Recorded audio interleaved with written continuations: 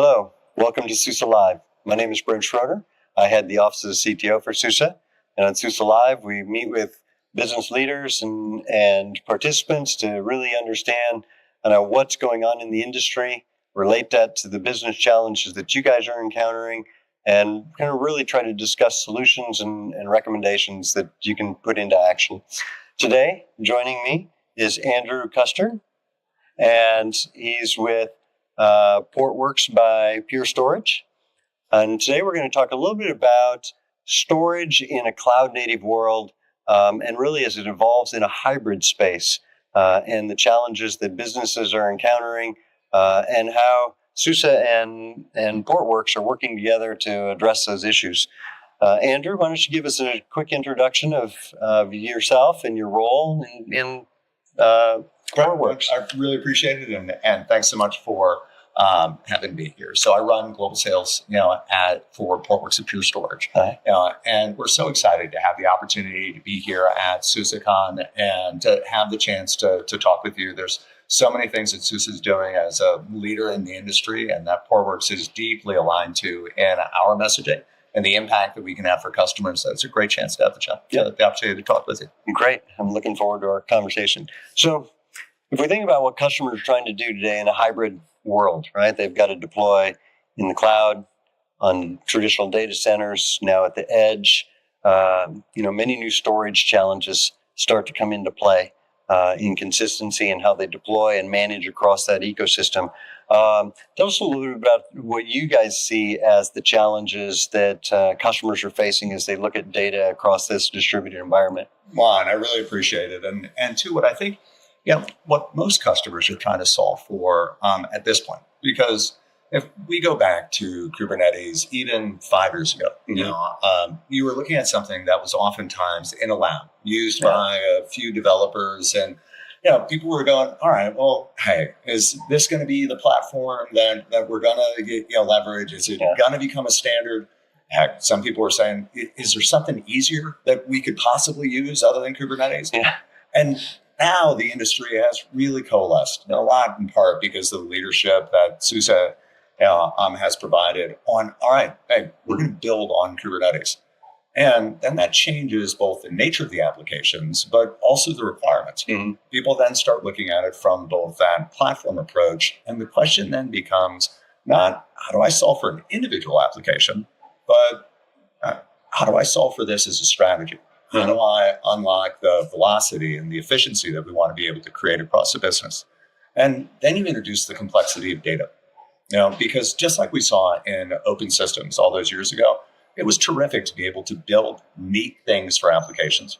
But then at a certain point, companies needed to be able to say, hey, can we run the bank on this? Yeah. Can we run our manufacturing on it? Can we do our payroll and all those components on it? It was really in the beginnings, it was really viewed as an ephemeral environment of, hey, don't put anything critical there because it might go away. Absolutely. Right? And as you know, once you add data to something, you add gravity. And an application then has more complexity. You need to be able to maintain that relationship to the data. But you also then need to be able to solve for it in different ways. Because the nature of Kubernetes, as you know, is, all right, well, wait a second. We want to be able to do things in a more elastic way. We want to be able to build things up and tear them down. We want to be able to move applications and potentially have them across hybrid environments. And so with data, and particularly with traditional data environments, you've got some challenges there. At the simplest level, different data and storage providers, well, they've got different operational controls. They've got different ways of solving for the problem. And that adds a lot of complexity. When you add that operational complexity, you slow things down. You slow things down in a lot of ways because not only can you not have that golden path to deployment, that really consistent way of, hey, we want to pipeline applications, but you're also asking your developers, all those key investments that you're making, to think about something other than the problem that they're trying to solve. And instead think about the architecture. And then there's that question of, all right, well, wait, are we architecting for this application or are we architecting for a data strategy for Kubernetes? Because if you architect for an application, well, you run the risk of technical debt. or as we've seen, vendor lock-in. And the moment that you start building up those components, you reduce some of the value of why people went to public cloud originally, or what they were hoping to achieve with Kubernetes to begin with. Yeah. And it instead becomes, all right, so we've got another platform that has all these cumbersome, rigid components. And that's the reason why we look at it. And Portworx gives you the ability to, free up some of those things and provide that mobility and portability that was part of Kubernetes to begin with. Yeah, so it sounds very similar from a SUSE standpoint, right? Is one of the aspects that we pride ourselves on and actually really focus on as a value proposition is you get the same experience everywhere. Yeah. Right? You can run on the cloud, you can run in your data center, you can run on the edge, numerous device categories, and you get one experience, one way to manage it. Right? So you get that consistency, which brings you organizational efficiency, productivity, your development teams, your operations teams, etc. Tell me, how Portworx is solving this similar problem. One, almost to some degree, if I could just play back the portion of all the things that you just said and go, hey, we do that for storage. Yeah. Because the challenge is that what you want is an abstraction layer, a way to sort of unify your approach so that your platform teams, your operational teams, your developers don't have to go through and go, all right, well, wait, if we deploy here and that application lives there in that environment for months or 6 months or a year, all right, well, wait, how much tech debt and operational processes and custom things have we accumulated? Yeah. Which makes then moving that application much harder. Instead, what Portworx provides is an enterprise-grade level of services, all the things you need in order to be able to manage your data, to protect it, to back it up, to make it more highly available.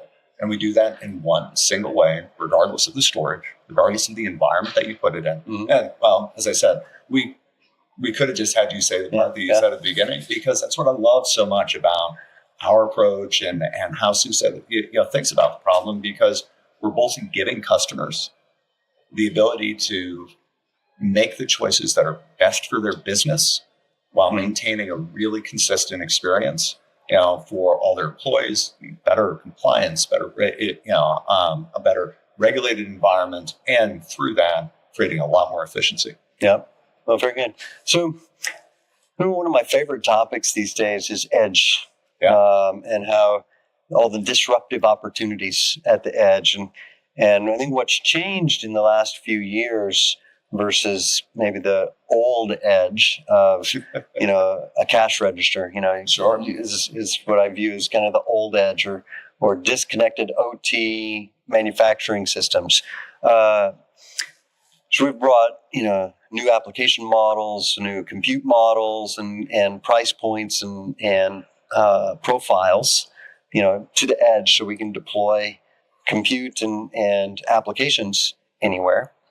But I need to get that data there. I need to capture the data. So what are you guys doing that benefits, those that are deploying to the edge or wanting to build new edge solutions? Yeah, it's a really exciting area, because not only does it impact things like retail or HCM or payroll components, it impacts things like telco.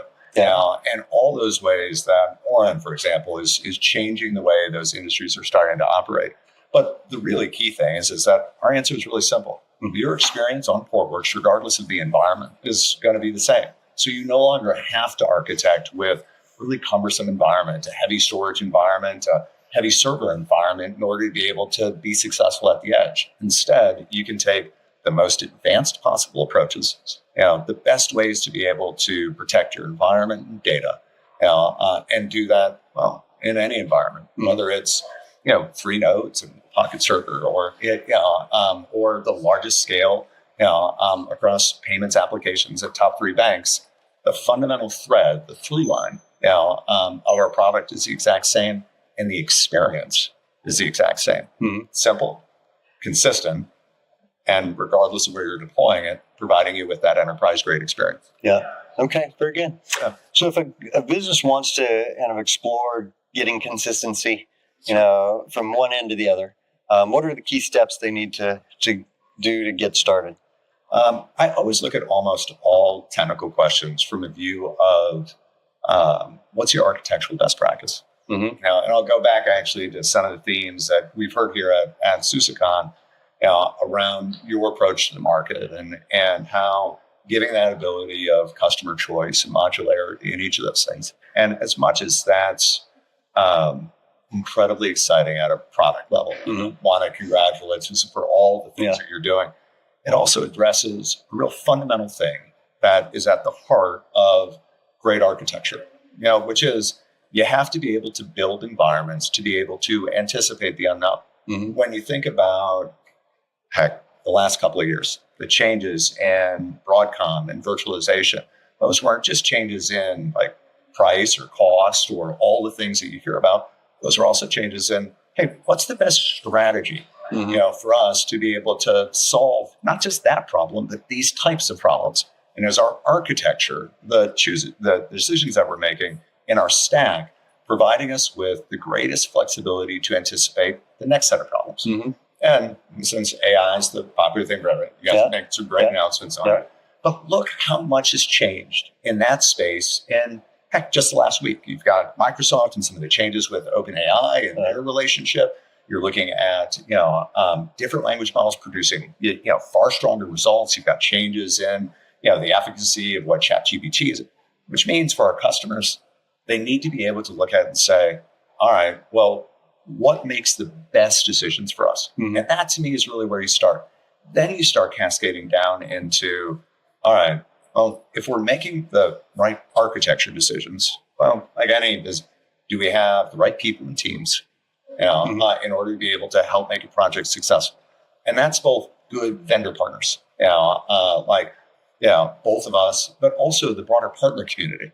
Like, hey, do we have the resources out there to be able to make the good architecture decisions and then to get through the project with the highest degree of velocity so that we're starting to help get the benefits faster? Mm-hmm. After that, I would say just in general, you want to always then look for, hey, how do you just test that best principles in architecture against, world-class product component? Mm-hmm. And I know that I've now put products sort of down there at the third. And I know that some people might look at that and go, well, wait a second. Yeah. But I also know that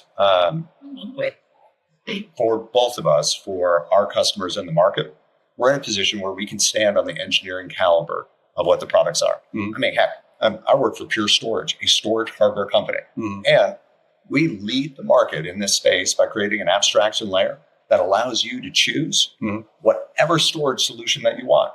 Because we fundamentally believe, one, customers should have that choice, whether it's in the cloud, or whether it's on-prem, wherever the requirement is. And we also believe that our storage is the best. Yeah. Stored in every possible way. You look at it in every component. Heck, for the OpenAI stuff, we just launched a great thing called Exa that's giving 10 terabytes per second speed. I mean, it's extraordinary. And start first with, does your architecture give that choice? Mm-hmm. And then you can hold vendors accountable to be able to do that. Now, I'll also add this. If you make that architecture choice, you also probably gain a lot of both downstream, both efficiencies, both when it comes to, tech debt, but also the spends in these environments get bigger and bigger every year. Mm-hmm.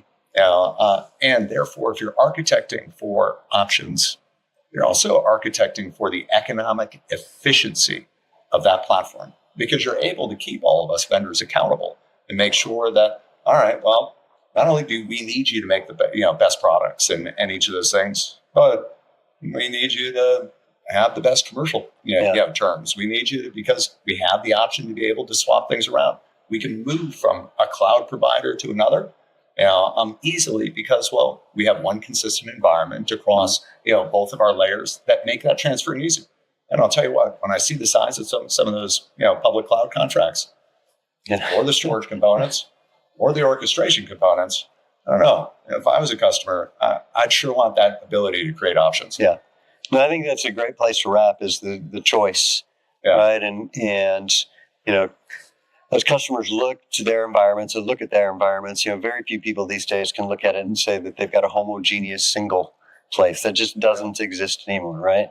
So, a well-designed enterprise is really about one that is architected for change and to be able to adopt technology where the business needs it versus having to adjust the business to kind of fit the envelope that some technology provides you. Yeah. So I think that's the key aspect, and maybe the key takeaway for you guys is, look at it at how you can use choice and open systems to be able to, drive consistency and organizational efficiency all the way from your data center to the cloud and then back out to the edge. And so hopefully with that and our discussion today, that's been the key takeaway, that there's opportunities to do that. So with that, thank you so much. I really appreciate it. I want to thank you for joining us, and hopefully we have a great next couple of days. I look forward to it. All right. Thank you. Thank you. Thank you for joining us, and we'll see you again next time on SUSE Live. Take care.